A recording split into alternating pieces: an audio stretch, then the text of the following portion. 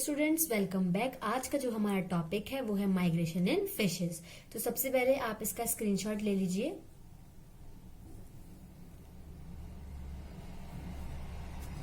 ठीक है, अब हम स्टार्ट करते हैं। जनरली ये माइग्रेशन जो है ये आपका 6 मार्क्स में भी आ सकता है और आपका 13 मार्क्स में भी आ सकता है।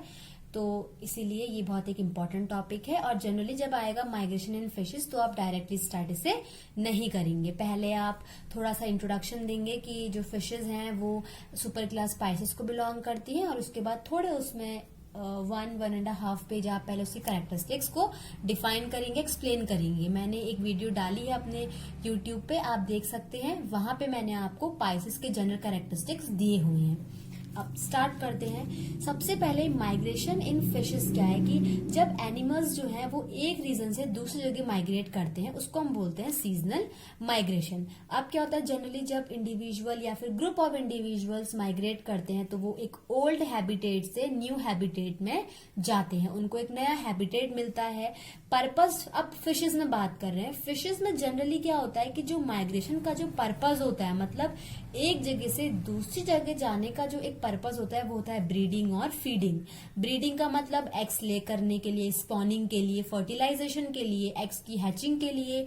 लेकिन और फीडिंग का मतलब क्या होता है कि फूड के लिए। ठीक है, अब सबसे पहले हम पढ़ेंगे कि types of migration. Generally fishes में डिफरेंट टाइप्स के जो मायर्स थे उन्होंने टाइप्स ऑफ फिश माइग्रेशन को जो है क्लासिफाइड किया था। पहला है हमारा डायएड्रोमस माइग्रेशन। डायएड्रोमस माइग्रेशन का मतलब है कि यहाँ पे फ्रेश वाटर और मराइन इन्वायरमेंट के बीच में माइग्रेशन होता है।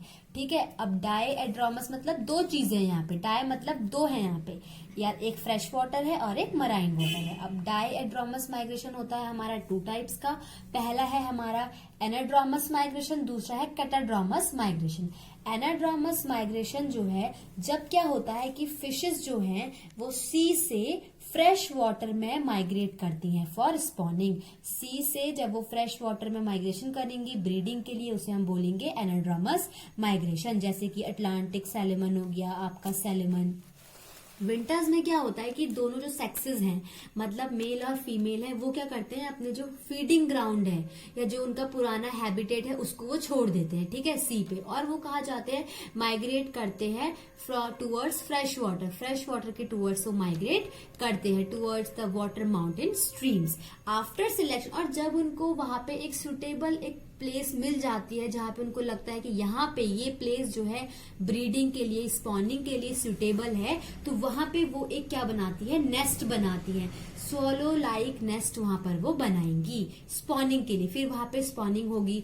फिर क्या होता है कि जो यंग सैलेमन्स होते हैं, जो हैच हुए होते हैं ना एग से, तो यंग सैलेमन्स को हम एल्विन्स कहते हैं। एंड वो बहुत टाइम तक जो है स्टोन्स के पास ही रहते हैं। एल्विन्स फिर क्या होते हैं, फाइनली उनमें डेवलपमेंट होता है और डेवलप होके वो अडल्ट में है, अडल्ट जो सैलेमन है उसमें डेवलप हो जाते हैं, जिसको हम क्या बोलते हैं, पार।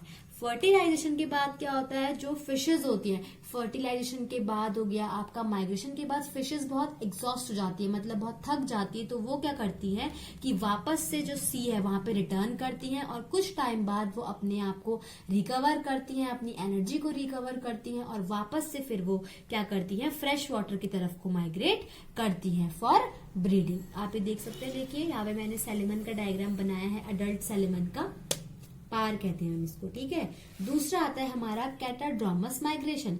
कैटाड्रोमस माइग्रेशन में क्या होता है कि फ्रेश वाटर फिशेस जो हैं वो सी की टुवर्ड्स मूव कर रही हैं।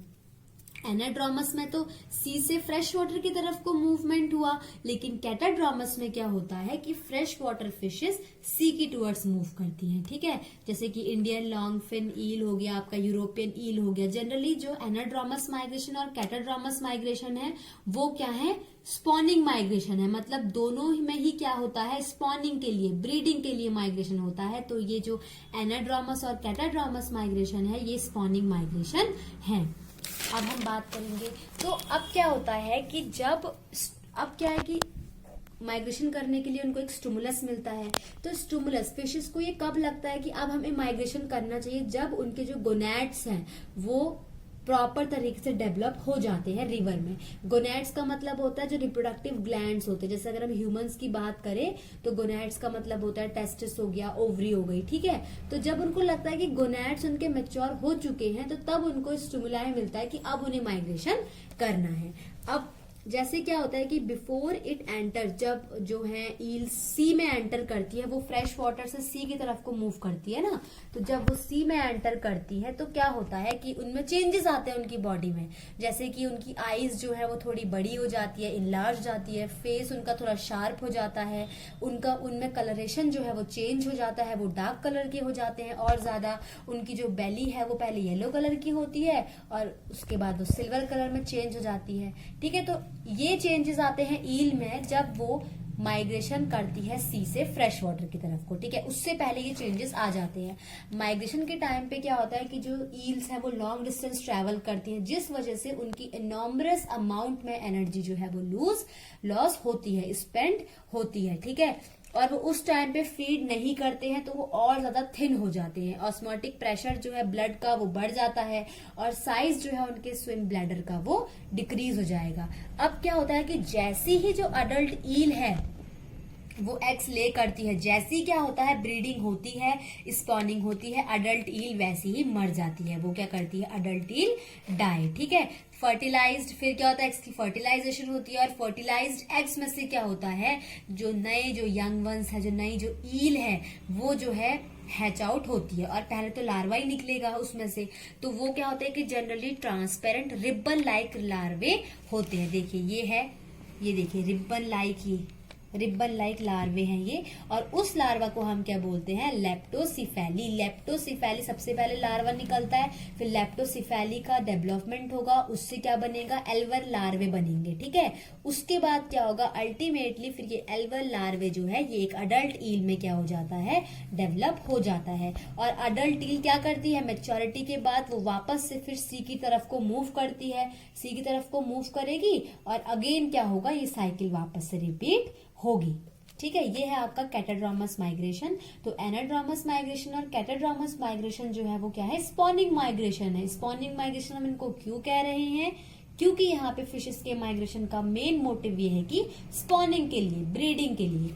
दूसरा आता है अब हमारा जो थर्ड है वो आता है एम्फीड्रामस माइग्रेशन। एम्फीड्रामस माइग्रेशन में क्या होता है कि फ्रेश वाटर में ही एक जगह से दूसरी जगह वो मूव करेंगे, माइग्रेशन करेंगे। जब फिशेस फ्रेश वाटर से सी वाटर में या फिर जब सी से वो फ्रेश वाटर में माइग्रेट करेंगी, वाइस वर्सा। यहाँ पे क्या है, जब हमने कैटाड्रामस एनाड्रामस पढ़ा वहां पे ब्रीडिंग था पर्पस, स्पॉनिंग थी।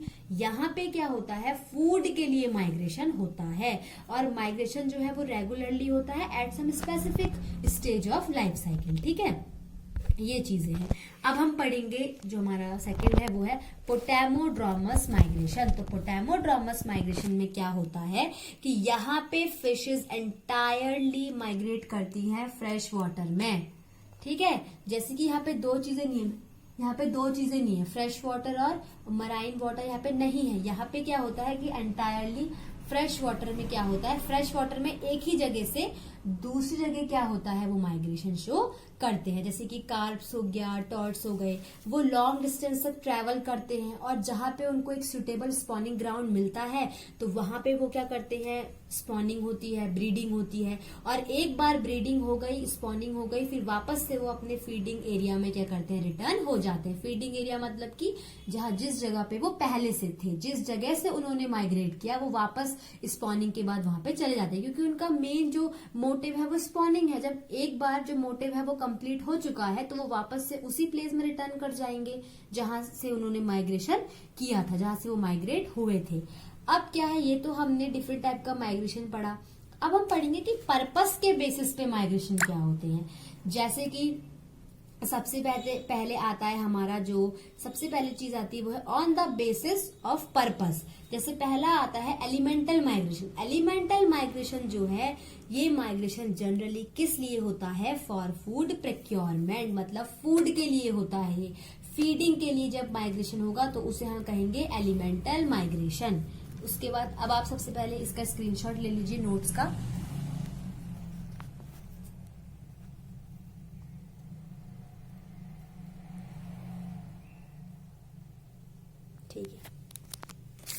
अब हम इधर पढ़ते हैं, ठीक है। जैसे कि एग्जाम्पल बॉम्बे डक हो गई। अब है जेनेटिक और स्पॉनिंग माइग्रेशन।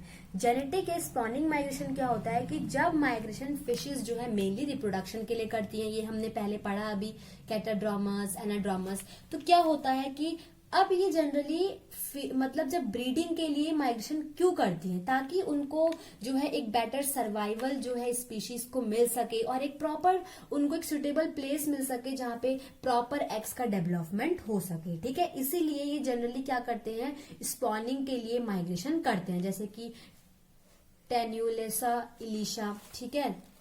अब आता है कि क्लाइमेटिक माइग्रेशन। क्लाइमेटिक माइग्रेशन क्या होता है कि जब एक बेटर क्लाइमेटिक कंडीशंस की को इंश्योर करने के लिए, बेटर क्लाइमेटिक कंडीशंस को सर्च करने के लिए जब वो माइग्रेट करते हैं, migration takes place for the purpose of reaching a particular region to secure better climatic condition. मतलब कि जब माइग्रेशन जो है एक सिक्योर क्लाइमेटिक, जिस जगह पे सिक्योर और फेवरेबल क्लाइमेटिक कंडीशंस हो जो उनके सर्वाइवल को इनहेंस करे, तो उस जगह को फाइंड आउट करने के लिए वो क्या करते हैं, माइग्रेशन करते हैं, और उसे हम क्या बोलते हैं, क्लाइमेटिक माइग्रेशन कहते हैं। जैसे सैल्मन हो गया, आपका स्वॉर्ड फिश हो गया।